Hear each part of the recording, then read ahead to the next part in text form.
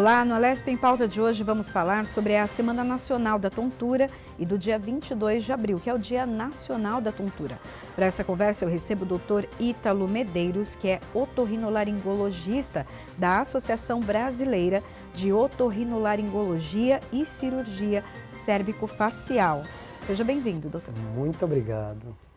Também temos aqui nos nossos estúdios o Dr. Bruno Araújo Souza, também otorrinolaringologista da mesma associação. Obrigada. Muito obrigado pelo convite. Uma honra poder falar sobre essa semana e sobre o tema de tanta importância. Obrigada.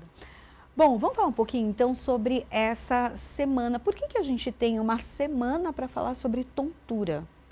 Pois é, essa é uma coisa que foi idealizada lá em 2018 e desde então, mesmo no meio da pandemia, né, nós continuamos essa semana, que é uma semana de conscientização, né, sobre o sintoma tontura. Então é uma coisa que a gente vem fazendo há alguns anos, né, com um impacto bem interessante sobre a população, esclarecendo sobre esse sintoma, né, e aumentando o engajamento de médicos e de profissionais da saúde nessa área. Então acho um tema de alta relevância pelo impacto que esse sintoma, essa doença pode causar na vida de todos os brasileiros, né? Então, acho esse é o grande ponto. A gente pode entender tontura como uma doença, doutor?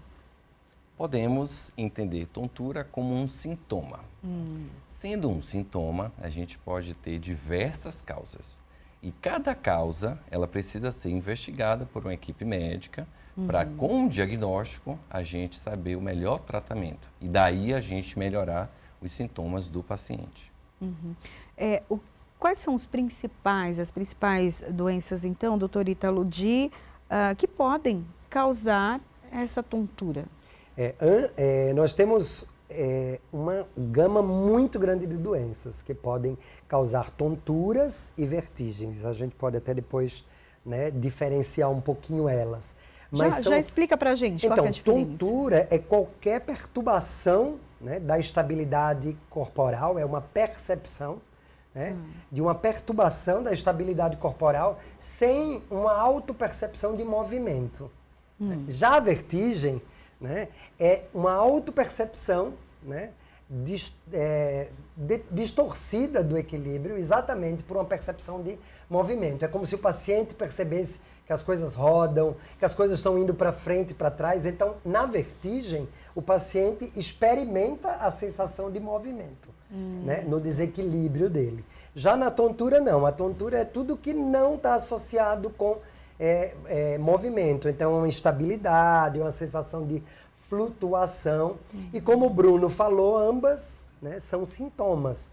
E por trás desses sintomas, a gente tem uma gama grande de doenças, né? Doenças metabólicas, doenças hormonais, doenças vasculares, doenças do próprio labirinto, que aí já entra um número de doenças muito maiores, né? A gente tem, por exemplo, pedrinhas, que a gente chama de otólitos, são pequenos cristais dentro do ouvido, que às vezes eles se deslocam e podem estar vir com sintomas de vertigem.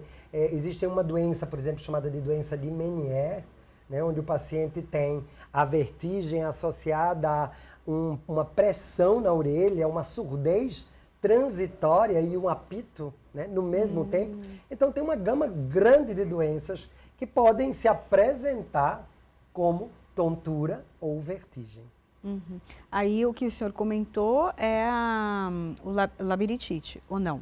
Então, labirintite é um termo que a gente, do ponto de vista médico, é uma doença específica que é relativamente grave e muito rara. Talvez seja uma das mais raras causas de vertigem, porque o sufixo "ite" quer dizer inflamação. Então, uma inflamação do labirinto. Né? Quando você tem uma infecção bacteriana na orelha, essa infecção pode entrar na orelha interna e causar a labirintite verdadeira, que é raríssima. E quando vem é grave, precisa de internação, precisa de ficar no hospital por um período maior, porque precisa de tratamento endovenoso, muitas vezes. Então, é raríssima. Mas a gente usa muito, o paciente usa muito o termo labirintite de uma forma que não é a forma, vamos dizer assim, correta, né, do ponto de vista técnico. A maior parte das tonturas e vertigens do labirinto, elas não são labirintites. É que é muito usual, né? As pessoas, elas têm aquela questão da tontura e já falam, porque eu tenho labirintite. Então, nem sempre, é isso. Nem sempre, exatamente. Então, puxando o gancho aqui do Dr. Ítalo, existem doenças também muito graves, que podem se apresentar com o sintoma tontura. Um dos grandes exemplos que eu posso citar é o AVC. Então, alguns pacientes que são avaliados em pronto-socorro, unidades de emergência, um dos principais sintomas que ele sente e que a família acaba levando o paciente ao pronto-socorro é o sintoma de vertigem, ou o sintoma de tontura. Com o diagnóstico e investigação médica, às vezes a gente consegue flagrar esses acidentes vasculares encefálicos. E uma outra possibilidade diagnóstica são os tumores intracerebrais. Então, o crescimento tumoral a longo prazo, então às vezes tumores um pouco mais rápidos, eles também podem gerar os sintomas de tontura. Mas a tontura, ela é aquela semelhante, por exemplo, uma pessoa que não se alimentou bem ou não bebeu muita água, também tem aquela, né, uma tontura. Mas aí, como que dá para distinguir se é algo simples, que é uma nutrição e uma hidratação, de um tumor, por exemplo? Então, tudo começa... como médico, a gente vai tentar entender primeiro se isso é uma tontura ou se é uma vertigem. E por trás desses sintomas, a gente vai tentar identificar qual é a origem. A gente chama de etiologia, a causa da tontura e da vertigem. Então, toda tontura e toda vertigem que não está melhorando ou é extremamente recorrente, ela precisa ser investigada pelo médico. O paciente tem que procurar o médico para tentar, né, entender qual é a razão, porque como o Bruno falou, nós podemos ter coisas mais simples, como uma disfunção metabólica do açúcar, por exemplo, mas nós podemos ter coisas muito mais sérias, né, como acidentes vasculares cerebrais, né, como tumores e por aí vai. Então o médico, ele vai, né, diferenciando isso. Por isso, não tratem, na verdade, nenhuma tontura sem efetivamente saber o que é. Muitos colegas dizem assim, eu vou tomar uma medicação, uma automedicação. Não façam isso, porque por trás pode ter um sinal de alarme e que você precisa fazer um diagnóstico precoce, porque pode mudar, né, o prognóstico, a evolução da doença. Doutor Bruno, o senhor comentou que às vezes essa tontura, esse mal-estar pode ser o sinal, por exemplo, de um AVC. Às vezes a pessoa está assim e a primeira coisa que fazem é dar um salzinho. Pode ser que a pessoa está com pressão baixa ou precisa de algum açúcar para dar uma elevada. O que pode e o que não pode fazer quando a gente vê alguém passando mal, tendo aí uma questão de tontura ou até de vertigem?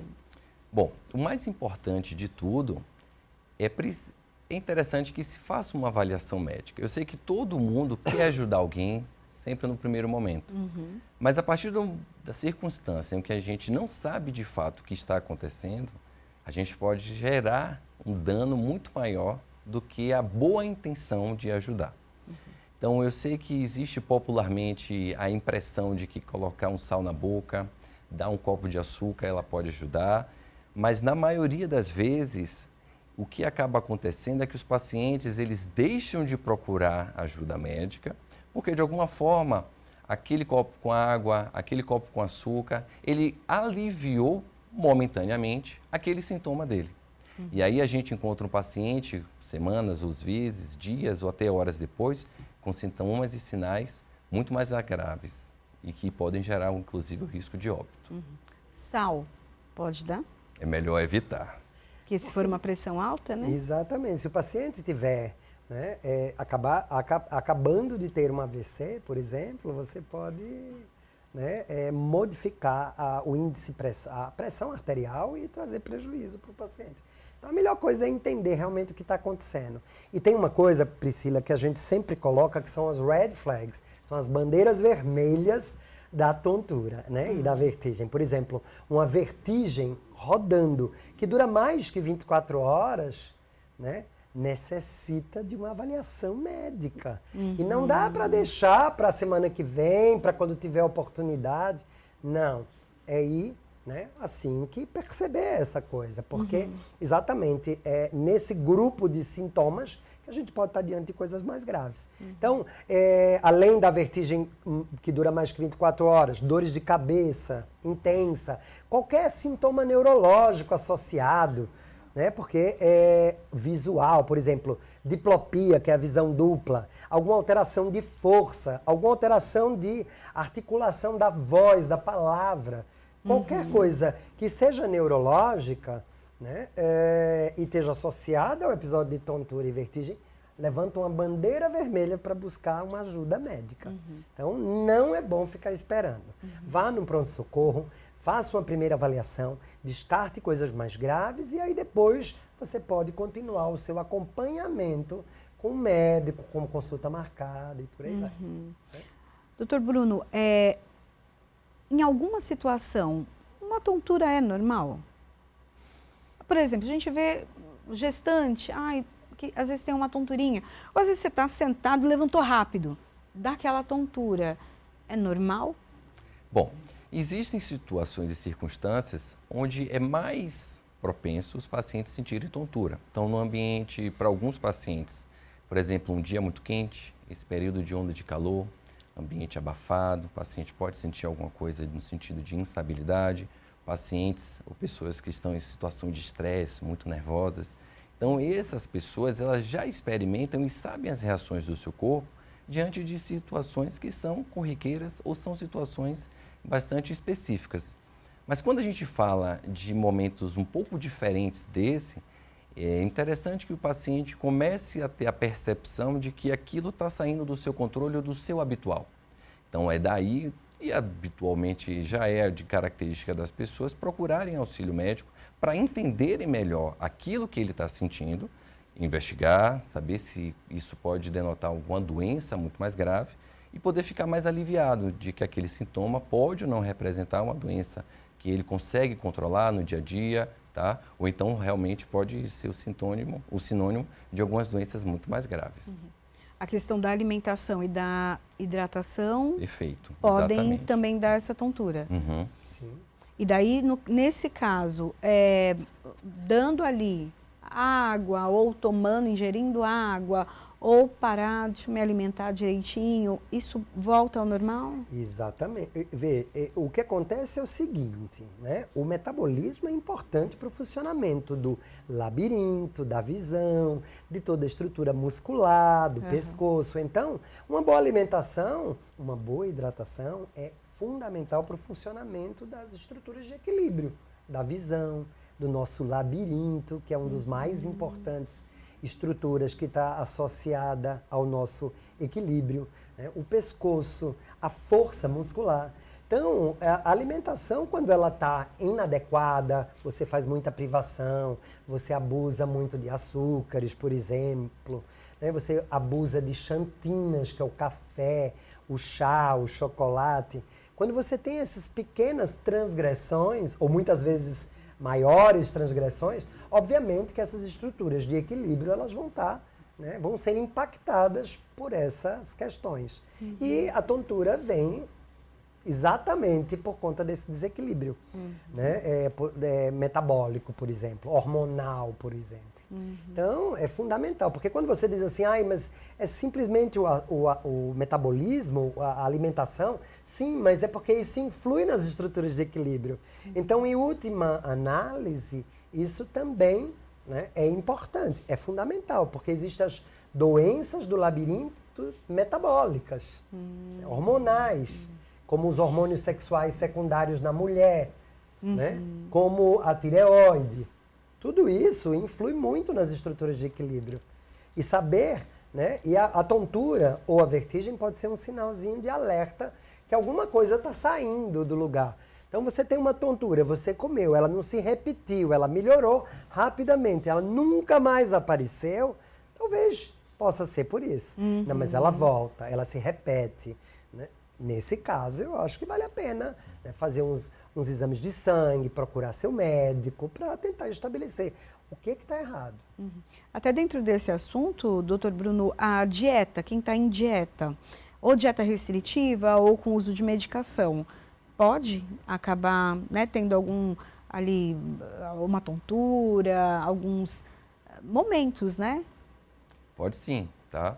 Então, essas pacientes ou pessoas que estão em dietas muito restritivas, no geral, algumas delas, inclusive, fazem sem o acompanhamento nutricional.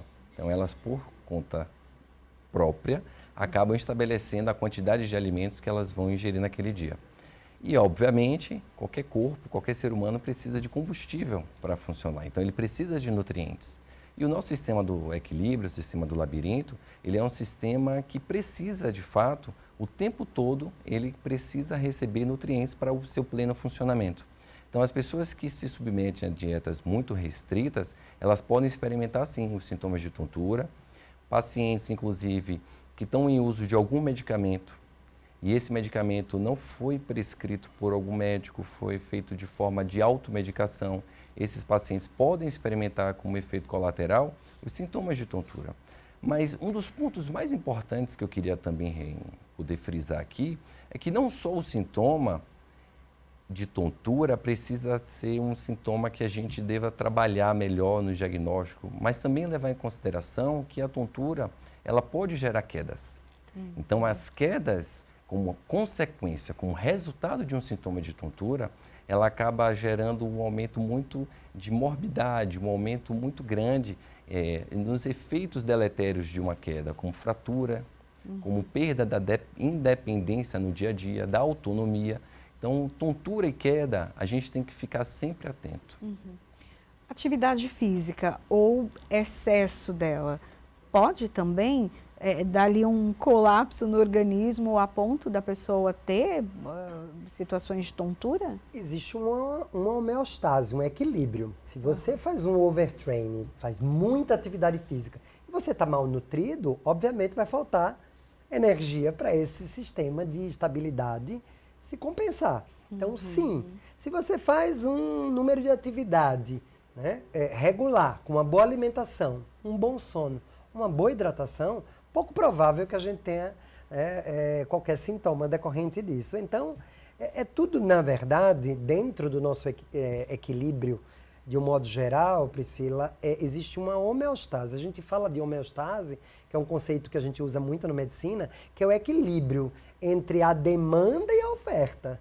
Se você está fazendo muita atividade física e você não se alimenta de proteína, se não tem carboidrato, isso vai trazer prejuízo, sim, e vai trazer tontura. E quanto a essa coisa que o Bruno estava falando, é só você ver quem está de dieta, quando começa a realizar a dieta, nos primeiros dias sempre se queixa de tontura. Né? E na maior parte das vezes é tontura.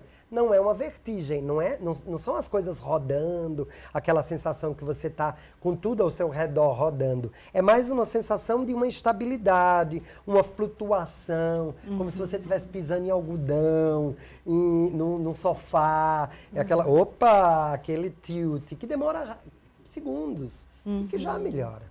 Então, é tudo a lei da oferta e da demanda. O corpo funciona da mesma forma. Né? Quando a gente fala da questão dos idosos, e entra naquilo que o Dr. Bruno falou, dos riscos de quedas, e aí as quedas podem ser graves, quedas em banheiro, enfim. O que acontece? Por que o idoso acaba tendo mais, parece que eles têm um pouco mais de tontura do que uma pessoa, então, mais nova? Por que isso acontece? Bom, vou trazer um pouco de alguns dados que vão embasar bastante essa sua pergunta, que é uma pergunta muito interessante. Então, a gente sabe que a prevalência, ou seja, a quantidade de pessoas que têm sintomas de tontura, ela aumenta com o passar do tempo. Então, pacientes, por exemplo, acima de 65 anos, pelo menos 1 em cada 4 tem um sintoma de tontura. Mas quando a gente vai para algumas estatísticas em que pacientes acima de 85 anos, pelo menos 1 a cada 2 tem um sintoma de tontura. Então, a tontura ela é muito comum nos pacientes idosos. Não só isso, a tontura ela também pode ser uma causa de quedas. Então, esses pacientes, eles precisam ser avaliados com muito cuidado. Um outro detalhe que chama a atenção é que não adianta só ter queda quando existe alguma situação em que proporcione a queda.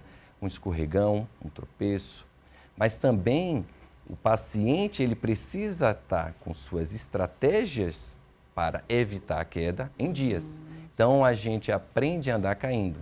Então, quando nós somos crianças, estamos andando, aprendendo a andar, a gente tem esse sistema do nosso corpo de proteção muito ativo. Mas com o passar do tempo, a gente passa a cair menos. E com o passar do tempo, mais doenças começam a aparecer, pressão alta, diabetes, uso de muitos medicamentos. Então, doenças, uso de medicamento e com o próprio envelhecimento do próprio corpo, alguns pacientes eles começam a perder esses atos reflexos, essa habilidade de evitar queda. Então, acho que dessa forma a gente consegue entender melhor um pouco mais amplamente sobre quedas e tonturas. E daí, nesse caso, é preciso também ter todos os cuidados para evitar, né? Eu queria complementar, né? O idoso já cai muito mais do que um indivíduo jovem.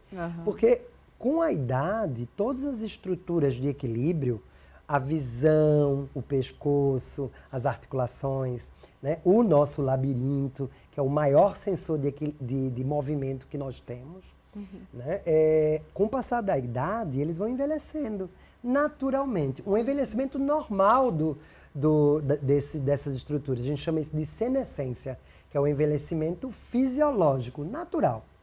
Então, o idoso, por definição, ele já cai. Mas, porque tem esses reflexos, essas estratégias, como o Bruno falou, reduzidas. Só que o idoso com tontura cai muito mais. A chance de um idoso que tem uma tontura ou uma vertigem cair é muito maior. E isso é um ponto muito importante, porque toda tontura e vertigem no idoso, ela precisa ser tratada para reduzir o número de queda. Porque a queda, isso é importante colocar para o público, é uma das nossas maiores causas de óbito na nossa população. Aliás, na população mundial, a queda é. Ela traz uma morbimortalidade. O que é morbimortalidade? Mortalidade é a chance de vir a falecer. A morbi é o sofrimento que decorre daquela queda. É muito grande. Perda da autonomia, né? Depressão, isolamento afetivo, social do idoso. Né? E a nossa população está envelhecendo, Priscila. Muito. O censo brasileiro, agora de 2022, mostrou que nos últimos 12 anos, a nossa população acima de 65 anos aumentou 57%. Então, se nós estamos ficando mais idosos, nós precisamos ter bastante atenção a essa questão da tontura. Quais as medidas até que devem ser tomadas dentro das casas, né, com a chegada do envelhecimento, né, já que é tão comum, faz parte, né, do envelhecimento. Já ali começar a adaptar banheiros, colocar ali aqueles acessórios para segurar, caso seja necessário. Tem os tapetes, que às vezes é melhor tirar. Dá umas dicas aí para quem está em casa. Bom, dicas práticas que podem ajudar bastante. Primeiro, fazer essas mudanças antes da queda. Alguns acabam fazendo essas mudanças depois de já terem alguma queda. Então, essas medidas preventivas, elas são muito importantes. Mas detalhes que podem fazer toda a diferença, que todo mundo pode fazer em casa, é evitar tapete, carpete. Então, fazer com que o paciente idoso ele consiga ter mais espaço para deambular, para poder andar, evitar espaços muito apertados. Então, puxando um pouco sobre o que o Dr. Ítalo falou do envelhecimento, então os pacientes idosos eles tendem a ter uma dificuldade maior em enxergar, então deixar ambientes bem iluminados, principalmente aqueles ambientes onde a gente sabe que ele vai transitar no período noturno, então um corredor, é importante que tenha sempre alguma luz acessória, uma luz de emergência, para poder guiar esse idoso no seu trajeto do quarto para a cozinha. Evitar, pelo menos, também o uso de calçados que não sejam adequados para os pés do próprio idoso. Adequados sapatos que possam ter uma grande aderência entre o pé e o solo, evitar o uso de meias. Mas um outro detalhe que às vezes passa por desapercebido é que quanto mais o paciente ele cuida das suas doenças, do diabetes, da pressão alta e de outras doenças, menores são os riscos dele ter a tontura e menores são os riscos dele evoluir para uma queda. E mesmo quando cai, a recuperação vai ser muito maior. Por exemplo, uma coisa que o idoso tem muito é sarcopenia, a perda da musculatura. Sim. E a sarcopenia facilita a queda. O idoso que faz muita atividade física, que se mantém muito ativo no dia a dia, tem essa musculatura melhor. Então ele vai ter uma recuperação mais, né, efetiva e melhor. Os ossos fracos, a gente tem uma doença chamada osteoporose, que a gente tem uma fragilidade desse osso. Se o idoso tratar a osteoporose, depois de uma queda, aquele osso vai cicatrizar com mais facilidade e vai permitir uma evolução melhor. Então, esses cuidados que o Bruno falou são fundamentais dentro de casa. Pets correndo para um lado para o outro, deixa o seu pet ir na frente, porque às vezes ele vai passando e nessa hora você cai. Né? Tratar essas comorbidades, essas doenças associadas, por exemplo, catarata. Catarata, a chance de um indivíduo cair, né, é muito maior. Então, tratar a catarata, pôr um óculos corretivo, e tratar, e é como eu falei, tratar a tontura e a vertigem, porque essa, né, é sem dúvida nenhuma um dos nossos calcanhares de Aquiles, né, no idoso. Nós vamos fazer um rápido intervalo, daqui a pouquinho a gente volta e até a pergunta que eu quero voltar com ela é essa questão da visão. Se a visão, ela pode causar tontura, vertigens, e o que a gente pode fazer com isso? Daqui a pouquinho a gente volta.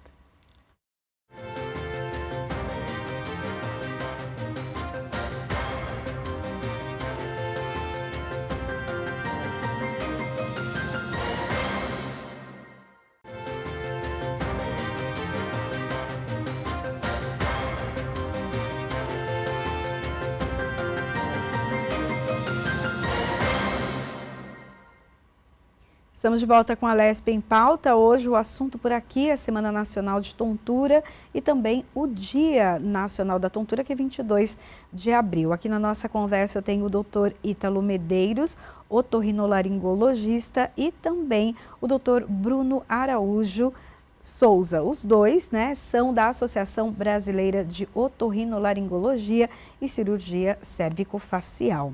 Bom, terminamos falando no bloco anterior sobre a questão da visão. Então, levamos até um pouquinho mais a questão do idoso já, que precisa cuidar daquelas doenças que já vem com a idade mesmo. Mas uma pessoa que é mais jovem, né, seus 20 e poucos, 30 anos, que começa ali a ter tontura, pode ser a visão, doutor Bruno? Bom, é importante entender melhor o contexto, tá? Poder? Pode. Por exemplo, nós que usamos óculos, a gente sabe que quando a gente faz uma nova avaliação médica e às vezes há alguma mudança do grau, seja para mais, seja para menos, a partir do momento que a gente coloca o óculos, a gente tem uma sensação de tontura, de instabilidade, e quanto mais a gente usa o óculos, mais a gente se adapta e menos a gente tem esse sintoma. Então, existe de fato uma relação entre a visão e o equilíbrio. E acho que essa circunstância ela exemplifica bastante. Um outro detalhe, aqueles pacientes que têm, por exemplo, uma dificuldade muito grande em enxergar, seja dos dois olhos, seja de um olho, eles, no geral, se esse evento acontecer de maneira rápida, ou seja, não deu tempo dele se adaptar, ele também experimenta isso. Então, a visão ela está sim associada e atrelada a um bom equilíbrio corporal. A visão, ela é uma das estruturas de equilíbrio, né? Com a visão, isso te ajuda, né, na orientação espacial do ambiente. Então, qualquer coisa que, na verdade, prejudique ainda mais agudamente, quanto o Bruno falou, a chance dele perceber tontura é muito grande. É mais difícil perceber vertigem pela questão visual. Ou seja, o paciente tem a sensação de instabilidade, mas dificilmente ele vai ter uma sensação de rotação. Porque essa sensação de rotação, de movimento, que é o que a gente falou, né, que é a vertigem, ela está mais vinculada ao labirinto, que é a nossa estrutura, que é uma estrutura de equilíbrio também, e é como se, do tamanho de uma bola de gude, e é um dos melhores sensores que a gente tem de movimento. Ele funciona como uma coisa que a gente chama de acelerômetro, né? Ele capta o movimento, né? E dá essa informação para o cérebro para dizer, olha, ele tá mexendo nesse sentido, para cima, para baixo, para o lado. Obviamente que o pescoço ajuda, a musculatura e a visão. Mas o labirinto ele tem esse papel maior, né? Sobre essa percepção. Agora, doutor Ítalo, e a questão do estresse? Como o estresse pode estar ligado à tontura? Pessoas que estão muito estressadas em situação de questões emocionais também, passando por situações emocionais, podem ter problema com tontura? Sem dúvida nenhuma. Na verdade, o ser humano, ele é um ser, assim, íntegro. Você tem mais, né? Tem muitas estruturas ali que se interconectam na função. E uma das mais importantes estruturas é o nosso sistema emocional, que a gente chama de sistema límbico, né? Ele influi demais sobre a nossa estabilidade corpórea. Né? Você vê só, por exemplo, um exemplo bem agudo, por exemplo, você está numa rua e por acaso acontece algum acidente ou você é furtado imediatamente. Naquela hora, você desequilibra completamente. É um choque, a gente brinca, né, que é um choque de adrenalina. A adrenalina é um neurotransmissor, um hormônio que funciona dentro, que é liberado por todas essas estruturas emocionais e que tem um efeito sobre o nosso corpo e sobre a nossa estabilidade emocional. Então, em outras palavras, o estresse influi demais, né, sobre a nossa estabilidade corpórea. Né? Então, sim, né? E não só pode causar tontura, como também pode piorar uma tontura que já existe por um outro motivo. Então, ele pode ser fator causador ou fator modulador da tontura de outras áreas, por exemplo. Né? Aí, o senhor comentou sobre a questão do estresse, no sentido de passar por uma situação estressante. Aquele momento, um assalto ou algo que a gente não esperava. Mas uma pessoa que vive estressada, seja pelas questões profissionais, ou da vida, ou é o jeito da pessoa, mas vive naquela sensação de estresse, de atenção o tempo todo. Isso também pode? Sem dúvida. A liberação, o estresse crônico, ele modula da mesma forma, liberando dia a dia, né, hormônios, neuroendócrinos, neurotransmissores, que a gente chama que são essas substâncias que produzem ação sobre áreas específicas. Dia a dia produzindo essas substâncias, ele tem um impacto grande. Então, por exemplo, e não é só no labirinto, não é só na visão, são em todas as estruturas. Quando você está muito estressado, estresse crônico, você, por exemplo, não dorme bem. Você priva o sono. No outro dia você está mais cansado, com sua musculatura mais tensa, com mais fome, com mais demanda nutricional.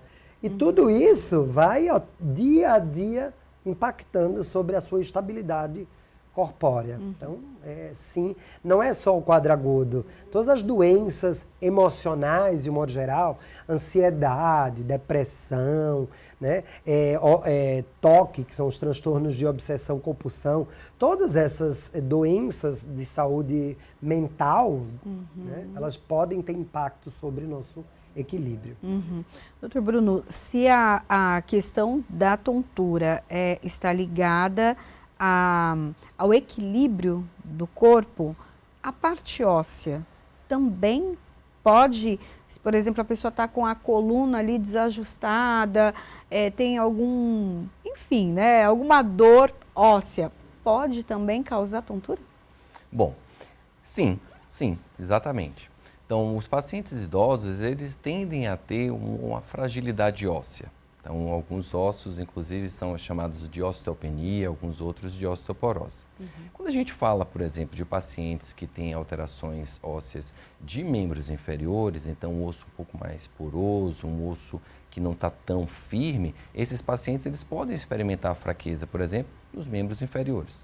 Um outro exemplo que eu posso dar também, os pacientes idosos, quando eles têm alguma alteração mais dessa região cervical, eles podem começar a apresentar um tipo de postura que é mais viciosa, uma postura mais tensa, e isso pode repercutir numa tensão muscular exagerada, e essa tensão muscular exagerada, ela pode interferir no sistema do equilíbrio, que é o labirinto. Então, alguns pacientes, eles apresentam sintomas de tontura de origem cervical. Então, sim, tem tudo muito associado. E os dentes? Porque às vezes a pessoa está com problema, né, na dentição e daí tem dor de cabeça, por exemplo. Acha que está com dor de cabeça, mas o problema está nos dentes. Além das estruturas ósseas, como ele falou, as estruturas articulares. Porque elas que, na verdade, fazem o jogo de movimento dos ossos. Então, as articulações também são fundamentais. E quando nós envelhecemos, nós começamos a desenvolver as artropatias, que a gente chama as artroses, que é um envelhecimento, que aí os ossos, né, além de frágeis, eles não se angulam adequadamente. Então, sim. E também a parte muscular, os músculos que fazem com que essas articulações, esses ossos se mexam. Quando você fala da articulação temporomandibular, que é a mordida aqui, aqui nós temos músculos, temos ossos e temos articulações. E todas essas estruturas podem trazer, né, dor, tensão, contratura e evoluir com dores no pescoço, dores na cabeça, que são as cefaleias tensionais da tensão muscular. Né? E podem estar associadas com as nossas questões relacionadas ao equilíbrio. Vamos falar um pouquinho agora sobre a semana, né, que é para tratar sobre esse assunto, falar sobre esse assunto. O que está programado, o que a associação ela criou também de ações para chamar a atenção da população? Bom, um dos pilares é engajamento entre o médico e a população. Então, todos os contatos que a gente pode estabelecer entre o grupo médico e a população, a gente tem feito. Então, muitas ações estão pautadas em entrevistas de rádio, entrevistas de TV, mídias sociais, importantes atualmente, onde a gente consegue publicar e alcançar um maior número de pessoas, inclusive a população leiga, ela tem acesso de informação de qualidade acessando os Instagrams da associação. Temos também aulas acontecendo por todo o Brasil e algumas instituições e hospitais têm trabalhado com a sua população que está aguardando, por exemplo, atendimentos ambulatoriais. Então, no momento que o paciente está, de alguma forma, ocioso, aguardando a sua consulta, ele é instruído e informado com isso. São aulas para os médicos, são aulas para os pacientes. Então, quanto maior, né, a campanha é uma campanha nacional, de abrangência nacional. Então, quanto maior a divulgação sobre essa conscientização, melhor é. Melhor que o idoso, hoje, ele possa ter a ciência que ele tem como melhorar. Ele tem como se prevenir, né? Com todos esses aparatos que a gente tem hoje na medicina convencional. Então, é muito importante. Campanhas como essa trazem um benefício muito grande à população, né? Do ponto de vista público mesmo. Né? A gente até vê que as campanhas, por exemplo, a gente fala, né, Outubro Rosa, todo mundo sabe, Outubro Rosa, prevenção ao câncer de mama. Então, a ideia também é essa, de poder ter aí esse tempo, falar sobre esse assunto para as pessoas entenderem que uma tontura não pode ser que não seja algo tão simples assim, né? Exatamente. Então, a conscientização da população faz parte de um dos pilares da campanha. E a gente gosta sempre de falar que tontura é coisa séria. Hoje a gente tem, por exemplo, dor no peito, isso já mobiliza as pessoas a procurarem uma ajuda médica de maneira às vezes mais imediata, mais precoce, porque a população ela está sabendo de que aquele sintoma de dor no peito pode significar um infarto. E a tontura ela também parte um pouco desse mesmo pressuposto. Então, ela pode ser o sintoma de doenças mais sérias. E muitas vezes até não é uma doença séria, mas ela impacta na queda, como nós falamos. E a queda é uma das coisas mais sérias que a gente tem entre os idosos. É pontual esse dado, é um dado muito importante. Essa questão da queda é mais em relação aos idosos ou o índice também é grande? Não, é muito entre os idosos. É muito mais difícil um paciente jovem cair. Você diz assim, cai? Claro que cai. Porque como o Bruno falou, tem o que gerou a queda, um tropeço, alguma coisa, mas no caso do idoso, ele cai muito mais. E por que ele cai mais? Por todas as coisas que a gente já falou. E o impacto da queda sobre a vida do idoso é muito importante. Dificilmente é no indivíduo jovem, porque ele se reabilita, ele vai fazer um treinamento, a musculatura dele é mais flexível, as articulações são mais poderosas, ele tem uma alimentação maior, ele tem mais força, ele tem mais cognição, inclusive. Ele tem mais recursos mentais para corrigir aquilo que não está muito bom. E o idoso não. O idoso, inclusive, tem muitos dos idosos, Priscila, que têm declínios cognitivos, problemas de memória, e que nossa, paralisa. O paciente ele passa a ficar numa cadeira de roda 24 horas, por conta de uma queda que poderia ser evitada. E essa que é a grande questão da semana, é conscientização. Vocês comentaram que os médicos também estão passando por treinamento. Por quê? É difícil ter um diagnóstico, fechar um diagnóstico com uma queixa de tontura? Bom, tontura é uma queixa muito frequente. Então, a gente sabe que pelo menos ela está dentro das principais causas de queixas no pronto-socorro ou nos consultórios e ambulatórios médicos. Então, quanto mais a gente consegue instruir todos os médicos, seja otorrinos ou clínicos, sobre o sintoma e quais são os red flags, quais são os sinais de alerta que ele deve estar atento durante uma consulta com o seu paciente, maiores são os ganhos para a população, já que ela vai se beneficiar de um atendimento de mais qualidade, ela vai chegar a um diagnóstico mais preciso e, a partir daí, estabelecer um tratamento que seja mais eficaz e eficiente. O sistema de equilíbrio humano ele é muito complexo, Priscila, é extremamente complexo, né? Então, quanto mais profissionais, médicos e várias especialidades e outros profissionais não médicos, como fisioterapeutas, terapeutas ocupacionais, psicólogos, puderem se engajar a essa campanha, melhor vai ser. Sem dúvida nenhuma, é importante que os próprios médicos reconheçam, né?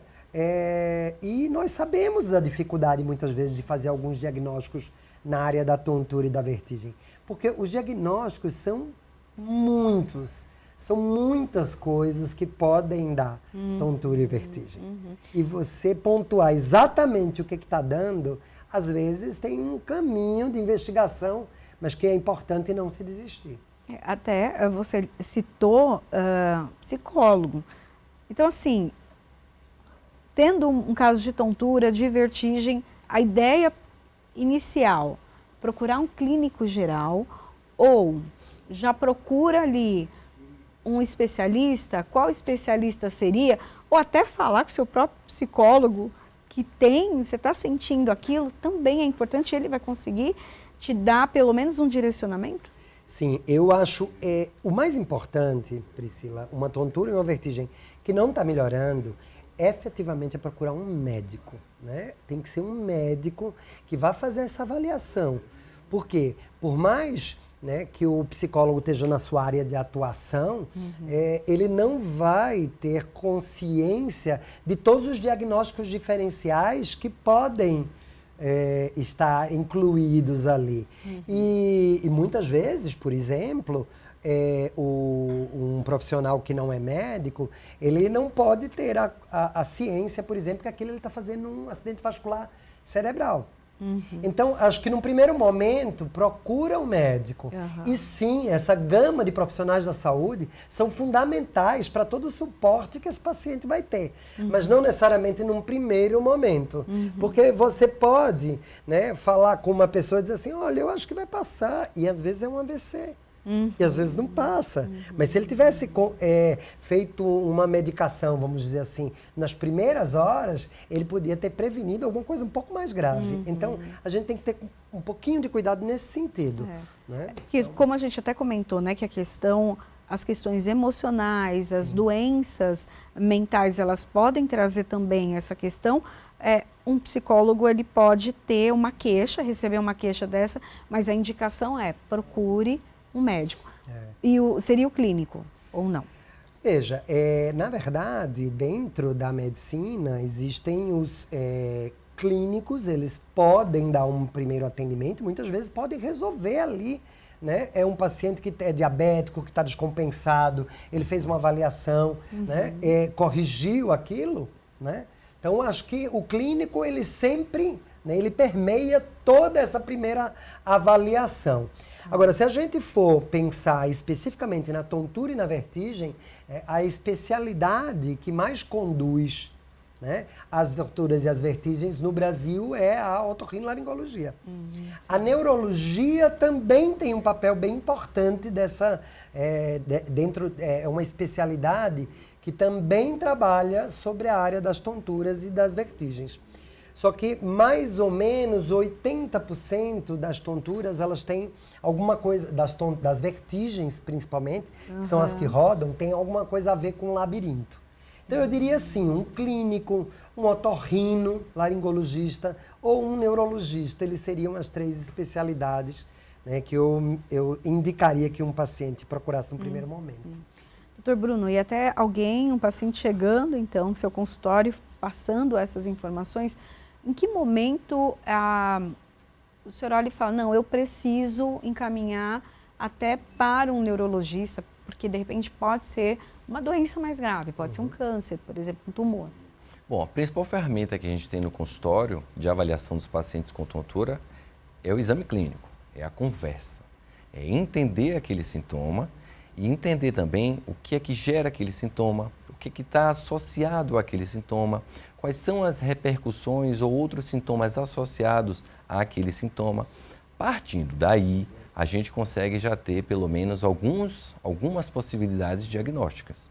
Algumas possibilidades diagnósticas que podem sugerir, por exemplo, uma doença que seja melhor conduzida pelo colega da neurologia, a gente sem problemas faz o encaminhamento. O importante é não só do diagnóstico, é saber o que está causando, mas também saber encaminhar para quem precisa. Exatamente. Uma coisa importante, além da história, é o exame físico na hora que o paciente está ali na nossa frente. Nós vamos avaliar, por exemplo, o movimento dos olhos, a pesquisa de um movimento ocular que a gente chama de nistagmo. E vamos ver que tipo de nistagmo ele está apresentando, que movimento é aquele. O nistagmo tem muito a ver com a vertigem, com a tontura. E tem alguns nistagmos que são do labirinto. E tem outros nistagmos que são do sistema nervoso central. Que é então, essa questão do olho? Esse movimento do olho. Então, não só isso, vamos avaliar a força, vamos fazer uma parte do exame que chama equilíbrio estático, botar o paciente e pedir para ele fechar o olho e ver como é que ele se posiciona, a marcha. Então, o exame físico ajuda, além da história, como o Bruno falou, o exame físico ajuda muito a gente entender se aquele paciente está diante de uma coisa, né, periférica, do labirinto. O que é o labirinto? É a nossa orelha interna. Por isso que é a área de atuação do otorrino, né? É a parte mais interna da nossa orelha. Hoje em dia a gente chama tudo orelha, viu, Priscila? Porque é a orelha externa, que é o pavilhão, tem a orelha média e a orelha interna. A orelha interna é o nosso labirinto. Então, antigamente se chamava ouvido, agora a nômina nova é orelha. E a orelha interna é o labirinto. Então, a gente com essa avaliação clínica, tanto da história como do exame, a gente vai saber, olha, eu acho que isso aí pode ser metabólica, eu acho que isso aí pode ser hormonal, pode ser muscular, pode ser... Não, eu acho que isso pode ser neurológico. E aí a gente vai encaminhar também para o neurologista, né? Porque é essa avaliação que a gente faz. Então, o exame médico realmente é muito importante. E quais exames que podem também ajudar a encontrar a causa? De repente a pessoa é diabética e nem sabe, né? Porque está naquele início de, né, da doença, ou está começando a ficar hipertenso, também ainda não percebeu. Quais são os exames? Precisa fazer um check-up. Bom, não só a consulta, a gente consegue, dentro da consulta médica, avaliar outros aspectos. Então, por exemplo, se eu tenho um paciente cuja principal suspeita diante daquilo que ele me trouxe é de uma alteração da pressão, eu posso usar o aparelho que mede a pressão. Então, em alguns testes que a gente faz com o aparelho da pressão, a gente consegue ver se o paciente tem a chamada hipotensão. E essa hipotensão pode ser uma das causas de tontura. Alguns pacientes que têm, por exemplo, sintomas que a gente começa a perceber que está associado a alguma alteração metabólica, como, por exemplo, a alteração do açúcar, aí a gente precisa lançar a mão de alguns exames de sangue, mais especificamente falando dos níveis de glicemia daquele paciente. Quando a gente tem algumas doenças que são, ou pelo menos mais características de sintomas de labirinto, a gente tem algumas possibilidades de exame para a investigação da função desse labirinto. Então, a gente tem a chamada prova calórica, vídeo Head Impulse Test, e exames um pouco mais específicos, que provavelmente a população não entenda, mas que ajuda e muito a gente conseguir identificar as principais causas. Audiometria também. Então, você vai... Começa com a história, faz um exame bem feito, porque muitas vezes no exame você já sabe o que é. Você pega o paciente, deita ele, roda a cabeça dele para um lado, o olho começa a bater. Então, aquilo ali está me dizendo que naquela hora o paciente está rodando. Que é aquela coisa que eu falei no começo da nossa entrevista, que são as pedrinhas, que são os otólitos, que é a VPPB, uma sigla que a gente usa para uma vertigem postural, que tem a ver com o posicionamento da cabeça. Então, nessa hora você já faz diagnóstico. E o tratamento é ali na hora, sem remédio, sem nada. Você vai rodando a cabeça do paciente, o corpo, até botar novamente as pedrinhas no lugar. E o paciente sai de lá sem vertigem. Nossa, sem remédio e sem vertigem. Então é muito importante, é esse o poder da consulta realmente médica, né? Então, e aí exames de imagem, se você, por exemplo, tem dores de cabeça associado às vertigens, você pode pedir um exame de imagem, uma ressonância. Se você tem problemas de labirinto, uma tomografia e por aí vai. Então a gente vai juntando as pedrinhas para chegar à conclusão final do diagnóstico da causa da vertigem, né? Porque para cada causa a gente vai ter um tratamento específico. Se você chegou à conclusão que é só o estresse, né? Eu posso usar medicações voltadas para a ansiedade, ou eu posso pedir para o paciente meditar, fazer uma terapia meditativa, ou eu posso mandar para uma psicóloga para ajudar a gente nesse trabalho de sensibilização emocional. Se for uma enxaqueca, a enxaqueca ela pode dar uma vertigem. Então eu vou usar medicações para enxaqueca, eu vou mudar o estilo de vida do paciente. Então para cada doença a gente vai direcionar um tratamento específico. Que bom. Quero agradecer a participação então dos nossos convidados e também de tanto conhecimento que a gente teve aqui distribuído a nós. Agradeço em primeiro lugar, então, o Dr. Bruno Araújo Souza. Muito obrigada pela sua participação hoje aqui conosco. Muito obrigado. Fico feliz pelo convite. Espero voltar mais vezes. Tá. E as informações até para a gente conseguir saber da campanha, o que tem mais da campanha? Bom, nós temos a possibilidade de acesso a informações com o site da Associação Brasileira, nós temos um site específico da Semana da Tontura e nas redes sociais você pode conseguir informações também acessando o Instagram da Associação Brasileira de Otorrinolaringologia, o Instagram da Academia Brasileira de Otoneurologia, que é a ABOM, e também o Instagram da @Semana da Tontura. Bacana, também agradeço a participação do Dr. Ítalo Medeiros. Eu estou muito feliz de estar aqui, espero que a gente possa ter contribuído para que as pessoas, pelo menos deixar uma sementinha ali para que elas vão buscar ajuda porque sem dúvida nenhuma não é normal ter tontura, né? Não é normal ter vertigem toda hora. Então, vamos tentar descobrir o que está por trás disso tudo e tratar. Ótimo, muito obrigado pelas informações. A Alesp em Pauta fica por aqui, a gente se encontra na programação da Rede Alesp. Até o próximo programa. Tchau, tchau.